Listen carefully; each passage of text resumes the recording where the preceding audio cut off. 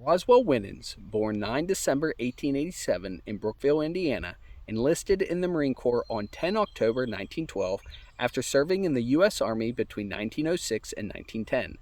As sergeant, he later participated in the occupation of Veracruz with 1st Marine Brigade in April 1914.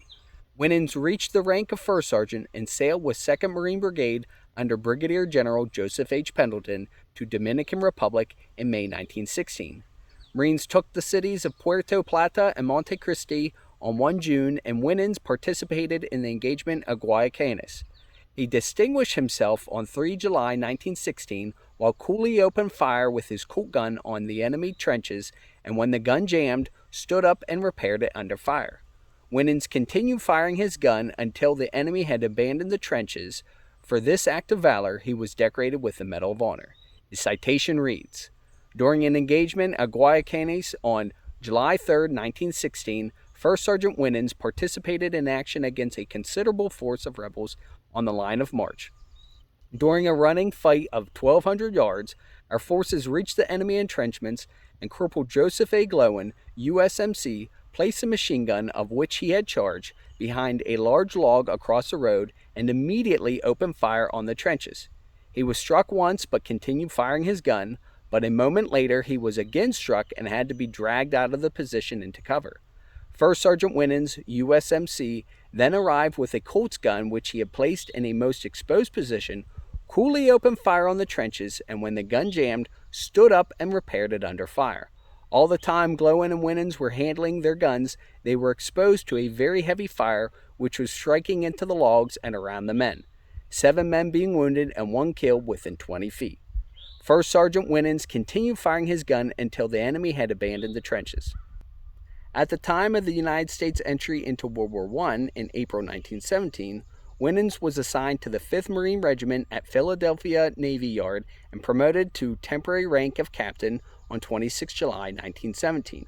He then assumed command of newly created 17th Company, 1st Battalion under Major Julius S. Turrell, and began with the intensive training focused on offensive and defensive trench warfare, including trench construction, grenade throwing, bayonet fighting, gas mask drill, weapons firing at land targets and airplanes and artillery, and infantry artillery demonstrations.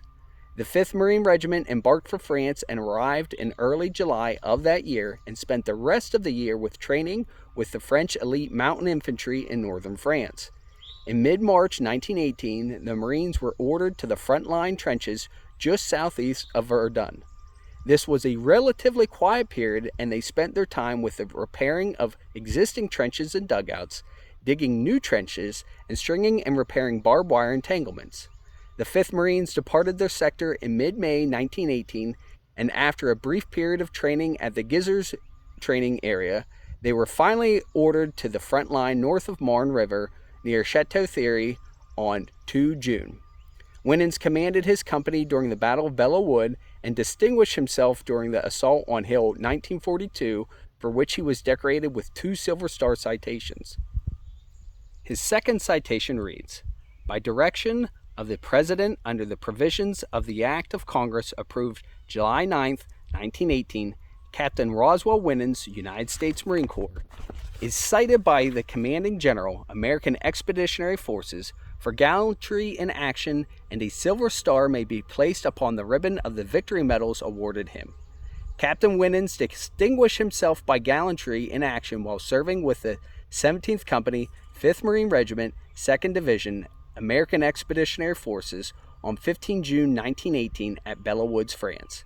Severely wounded in the foot, he refused to be evacuated until the enemy was repulsed and until he had made a personal inspection of the line and found it secure. Refusing assistance, he proceeded to the rear across the shell-swept fields behind Belleau Wood to the evacuation station, thereby aggravating the injury to his foot, sacrificing his own interest to the common cause. Winans later rejoined his battalion and participated in the fighting in the Argonne Force during the Meuse-Argonne offensive. Following the armistice, he marched with his regiment to the Rhineland and participated in the occupation duties. Upon his return stateside in September 1919, Winans retained the rank of captain and assumed command of the Marine Detachment of Receiving Ship at Navy Yard, Philadelphia. His main duty was to maintain order on the ship, which served as barracks for troops returning from overseas. He was ordered to the Marine Corps Schools Quantico in September 1922 and entered the field officers course in order to improve his officers' education. Winans completed the course 1 year later and joined the 1st Marine Brigade under Brigadier General Theodore P. Kane in Haiti. He participated in the peacetime operations and jungle patrols against Cacos rebels and returned to the United States in November 1925.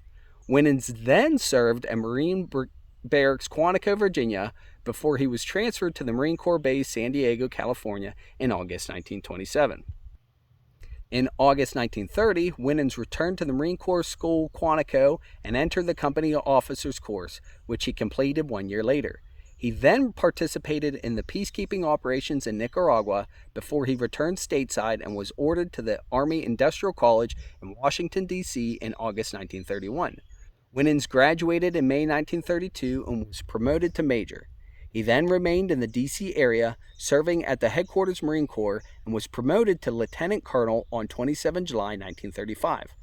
Winans was ordered to Far East in October 1936 and assumed command of 2nd Battalion of 4th Marine Regiment.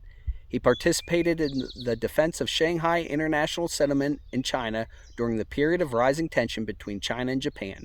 Winans remained in China until April 1938, when he was transferred to Marine Corps Base San Diego, California. He was promoted to colonel on 1 March 1941. Following the Japanese attack on Pearl Harbor and the United States entry into World War II, Winans was still serving as Chief of Staff, Marine Corps Base San Diego, under Brigadier General William H. Rupertus, and was co-responsible for the training of the new recruits due to critical need of troops for combat units. He served in this capacity consecutively under General James L. Underhill and William C. James before he assumed temporary command of the base in 1944 of February. He was relieved by Brigadier General Matthew H. Kingham in April that year and served in San Diego Base until December, when he was transferred to the Hawthorne Naval Ammunition Depot, Nevada, as commanding officer of Marine Barracks there. Winans was responsible for the guarding of the depot until the end of April 1946, when he was relieved of duty awaiting retirement. Winans retired on 1 August 1946 and was advanced to the rank of Brigadier General on the retired list for having been specially commended in combat. Following nearly 38 years of service, General Roswell Winans died on 7 April 1968 at the San Diego Naval Hospital in California. He was buried at Cypress View Mausoleum and Crematory in San Diego.